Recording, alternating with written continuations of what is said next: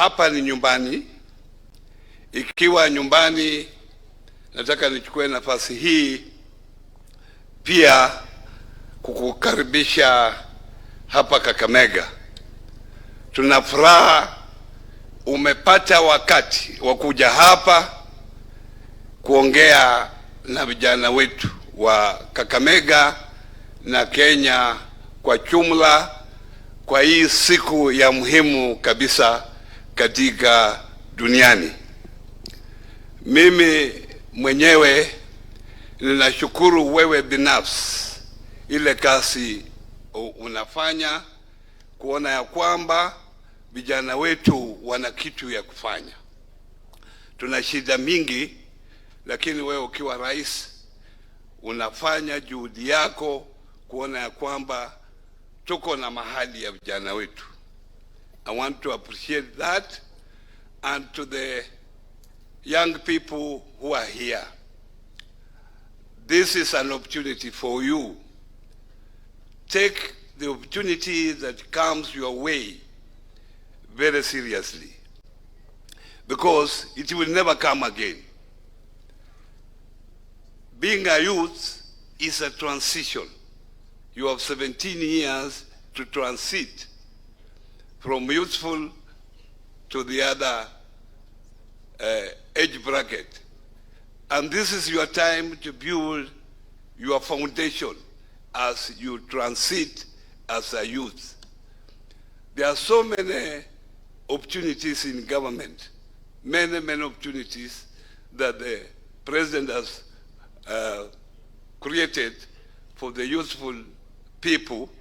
So take it seriously, and if you take it seriously, it will help you as a person, it will help you as a community, and it will help us as a country. Otherwise, I'm very grateful for Your Excellency coming. Asante sana. Asante sana waziri. Vijana hoye! Vijana hoye! Basi Mheshimiwa Rais, mabibi na mabwana, leo ni siku muhimu sana. Nataka kwanza nianze kukushukuru Mheshimiwa Rais kwa sababu ya muda wako kuweza kujumuika na vijana wa Kenya katika kuadhimisha kilele cha siku ya vijana ya kimataifa. Na pia tuwashukuru uongozi wa chuo hiki cha Masinde Muliro kwa kuwa wazi wakati wote. Wakati tunaandaa mikutano ya vijana, usimamizi wa chuo hiki umekuwa wazi kuweza kuwaunga mkono vijana wa Kenya ili kuweza kuhakikisha tunapata nafasi ya kuweza kuzungumza na kushirikiana. Mheshimiwa Rais, niseme kwamba wewe mwenyewe binafsi kwa uongozi wako na katika mpango wako wa kitaifa umeweza kuweka fursa nyingi ambazo zinawalenga vijana wetu.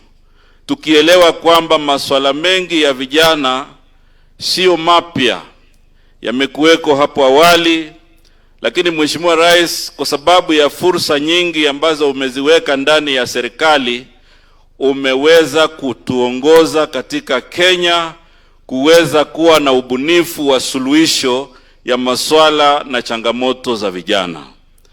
Mheshimiwa Rais, wakati tuko hapa kwa kilele ya shughuli hii, mimi naomba tu kukuhakikishia kwamba wiki hii yote imekuwa wiki ya hamasa Kenya nzima. Kwa sababu wakati ambao serikali imebuni fursa, ni muhimu hiyo fursa iunganishwe na ndoto ya vijana. Kwa hivyo, what we are saying, Your Excellency, is that your leadership has been able to create and to innovate various strategic opportunities for the young people of our country. We are aware that most of the challenges that our young people have been facing are historical. Your leadership has created an enabling environment to provide strategic solutions and opportunities for the youth of our country. However, for those opportunities to be beneficial, we need to have proactivity within the youth population so that they can proactively connect with the opportunities that exist. And that is why, Your Excellency, this week has been very important for us, because we have provided a window of opportunity for interaction and to connect the young people of our country. As a ministry, Your Excellency, we had also innovatively started a program called Wazo, where we bring summit of youth and stakeholders of government and agencies to be able to communicate what opportunities exist within the agencies so that youth can make their connection. Your Excellency, the youth of our country are very progressive, they are very transformative, and for us, we don't view them as a crisis, but we view them as people who are creative, innovative, and they can really participate in building our country. And as we do that, Your Excellency, we know that the government has many opportunities, which some of them will be discussed here.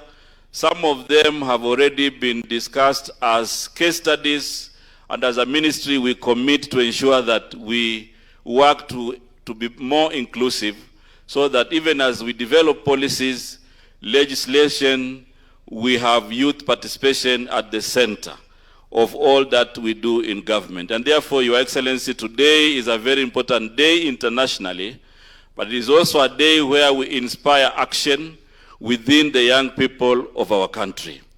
Mwisho, Your Excellency, nataka tu kusema kwamba wakati ambao vijana wetu wako na ndoto, wakati ambao vijana wetu wako na azma ya kuweza kutimiza ndoto zao za kimaisha, wakiwa binafsi, wakiwa family, wakiwa jamii, wakiwa kila sehemu ya nchi, ni muhimu kukumbuka kwamba wakati ndoto hizi tunaweza kuzitimiza tukiwa vijana, tunazitimiza tukiwa na taifa la Kenya ambalo limeungana, taifa la Kenya lenye amani, taifa la Kenya lenye miundo msingi ya kuweza kuheshimu sheria. Ni katika mazingira hayo ndio vijana wanaweza kufaulu. Haiwezekani kwa mtu yoyote kufaulu kwa ndoto zake za kimaisha katika mazingira ya fujo, katika mazingira ya kejeli, katika mazingira ambayo pia hayawezi kuruhusu sheria ya Kenya. Kwa hivyo tunavyoenda mbele, tunataka kusema kwamba fursa zitakuweko, fursa zitaendelea, vijana watashirikishwa, vijana tutazidi kuzungumza, lakini la msingi tuwe na nafasi ya kuwa na Kenya iliyo na amani, tuwe na nafasi ya Kenya ambayo inaweza kupata heshima katika dunia na katika Afrika. Na Mheshimiwa Rais, uongozi wako umeonyesha dhahiri kwamba sio tu mazungumzo ya changamoto na shida za vijana, lakini mazungumzo ya kupata suluhu. Suluhu zingine zinaweza kuwa zitachangiwa na vijana wenyewe, suluhu zingine zitakuwa za ubunifu. Na ndio maana Mheshimiwa Rais, uongozi wako kutoka nchi yetu iweze kujinyakulia uhuru, umeleta uongozi ambao una ubunifu katika kusuluhisha changamoto za Wakenya. Ni muhimu sasa Wakenya wote tuweze kukuunga mkono, tuweze kuunga mkono rais wetu, ili wakati anakuwa mbunifu kusuluhisha matatizo ya maendeleo na ya kijamii, tuwe na hali ambayo tunamuunga mkono, kwa sababu jambo la kuhakikisha kwamba tunabadilisha yaliyokuweko ni safari ambayo inahitaji ushirikiano mkubwa. Nimeona Fikirini amezungumza wale vijana wa 20th century na vijana wa 21st century. Unajua Mheshimiwa Rais, kuna vijana pia walio staafu. Kama mimi sasa nilikuwa kijana, sasa nimestaafu. Na wengi wameketi hapa walikuwa vijana, sasa wamestaafu. Hiyo inamaanisha ujana ni mpito. Kwa hivyo wakati unapata nafasi ya kuwa kijana sasa, itumie nafasi hiyo vizuri, kwa sababu dunia hii imejaa watu walio na umbea na fitina. Imejaa wengine ambao wakati ndoto yake haitimii, anatafuta kijana ili amsaidie kutimiza ndoto yake. Hata nimeona saa ingine wanasiasa wanakosa dira, wanakosa mtandao, sasa wao wanatumia vijana kulete fujo.